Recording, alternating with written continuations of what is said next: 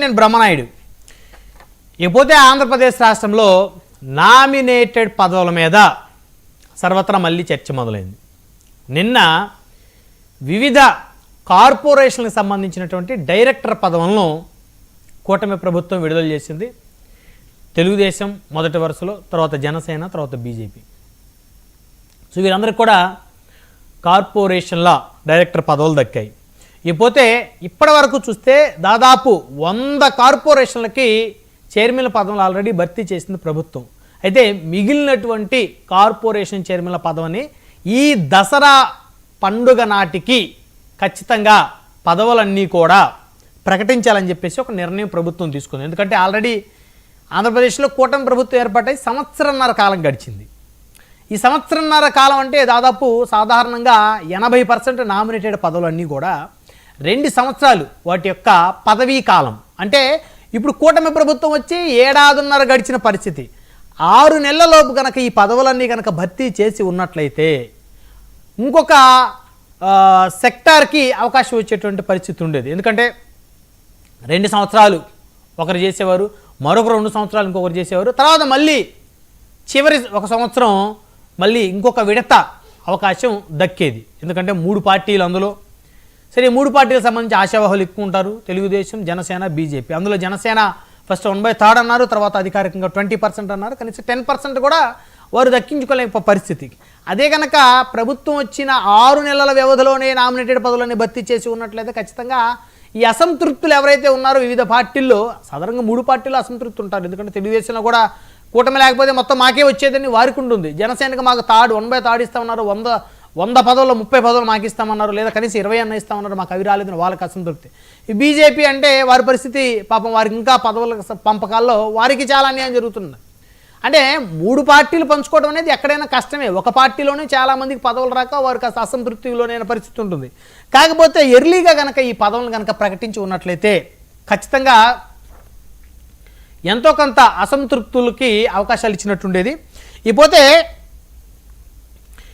ప్రభుత్వం వచ్చి 1.5 కాలం అవుతున్నప్పుడు కూడా చాలా దేవాలయాలకి చైర్మన్లు ఇంకా ప్రకటించిన పరిస్థితి. ఉదాహరణ చూస్తే దుర్గమ్మ టెంపుల్ విజయవాడ. సో దుర్గమ్మ టెంపుల్కి సంబంధించి చైర్మన్ పదవి మరి ఇంకా ప్రకటించాల, 1.5 గడిచిపోయిన. సో ఆ పదవి కోసం కూడా ఆశావాహులు. ఎందుకంటే చాలా ఫేమస్ దేవాలయాల్లో తిరుపతి, అదేవిధంగా దుర్గమ్మ టెంపుల్ దేవాలయం, కాణిపాకం. సో ఇవన్నీ కూడా చాలా ఫేమస్ దేవాలయాలు. ఖచ్చితంగా వీటికి చైర్మన్లు ప్రకటించి ఉన్నట్లయితే భక్తులకి చాలా ఈజీ యాక్సెస్ ఉండేది. సో వారికి ఎలాంటి ఇబ్బందులు లేకుండా చైర్మన్లు చూసే పరిస్థితి ఉండేది. కానీ అవకాశాన్ని చాలా లేట్ చేశారు. ఇకపోతే తాజాగా చూస్తే నారా లోకేష్ తోటి వంగవీటి రాధా భేటీ అయ్యారు. సో వంగవీటి రాధా భేటీ అనేది రాష్ట్ర వ్యాప్తంగా ఒక ప్రాధాన్యతను సంతరించుకుంది. ఎందుకంటే ఆయనకి ఏం పదవి ఇస్తారు అనేది ఇప్పటివరకు స్పష్టత రాలేదు.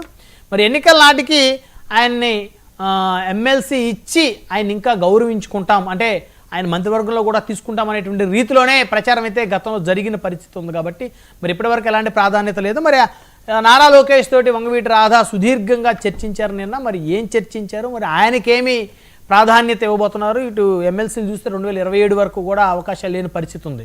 సో మరి వంగవీటి రాధా నారా లోకేష్ భేటీకి సంబంధించి వారు ఏం మాట్లాడుకున్నారు, మరి ఆయనకేం అవకాశం ఇవ్వాలనుకున్నారు అనేటువంటి దాని మీద కూడా పెద్ద ఎత్తున నిన్నటి నుంచి ఒక చర్చ నడుస్తూ ఉంది.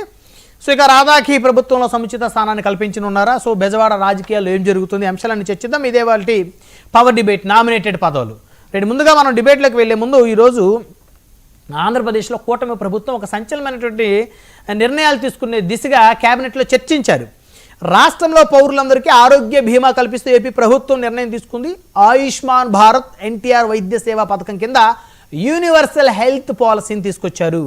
ఒక్కొక్క కుటుంబానికి ఏడాదికి 25 లక్షల వరకు ఉచిత చికిత్సలు అందించేలా పాలసీ చేపించబోతుంది ఏపీ సర్కార్.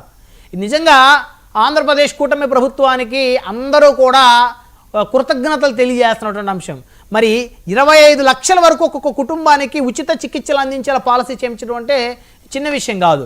ఎందుకంటే ఆంధ్రప్రదేశ్లో చాలా వరకు కూడా దిగువ మధ్యతరగతి కుటుంబాలే ఉన్నాయి.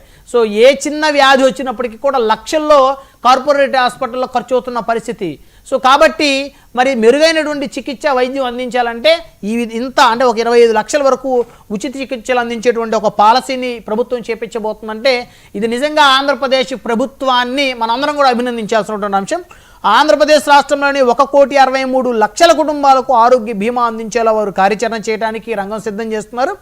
3,257 చికిత్సలకు హైబ్రిడ్ విధానంలో ఉచితంగా అందించనుంది ప్రభుత్వం. అంటే 3,257 చికిత్సలు అందించనుంది. 2,493 నెట్వర్క్ ఆసుపత్రుల్లో వైద్య సేవలు పొందేలా చర్యలు తీసుకున్నది కూటమి సర్కారు. ఎందుకంటే ఈరోజు జరిగినటువంటి కేబినెట్ మీటింగ్లో మరి హెల్త్కి సంబంధించి ఇవి చాలా అద్భుతమైనటువంటి పాలసీలు ఇంప్లిమెంట్ చేసే దిశగా ముందుకు వెళ్తా ఉన్నారు. సో ఈ అంశాలన్నీ చర్చిద్దాం. ఇదే వాళ్ళ పవర్ డిబేట్. రేపు పవర్ డిబేట్లో మనతో పాల్గొనడం కోసం